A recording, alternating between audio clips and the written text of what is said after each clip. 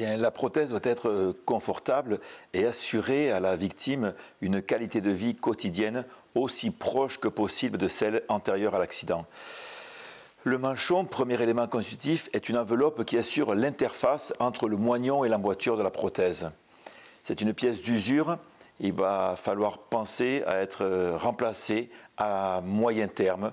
On parle de 6 mois à plus, suivant le cas, je dirais, pour un coût variable selon le matériau.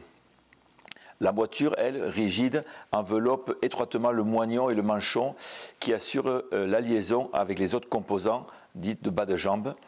Elle est moulée essentiellement et souvent en composite carbone et est renouvelée en fonction des modifications du profil du patient, prise de poids par exemple.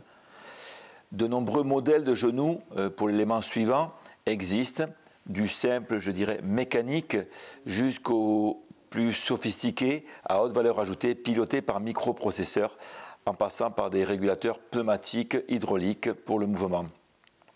Ces choix se font notamment en fonction des activités et des capacités fonctionnelles de la victime et de son projet de vie. La durée de vie est-elle importante, au-delà des 5 ans pour la plupart. Le dernier élément et quatrième élément est donc le pied prothétique avec différentes classes. Il assure la liaison avec le sol et sera également une pièce à renouveler, également dans la période des 5 ans. La fourchette de prix de l'ensemble de la prothèse des éléments varie, comme vous l'aurez compris, en fonction des composants choisis et utilisés.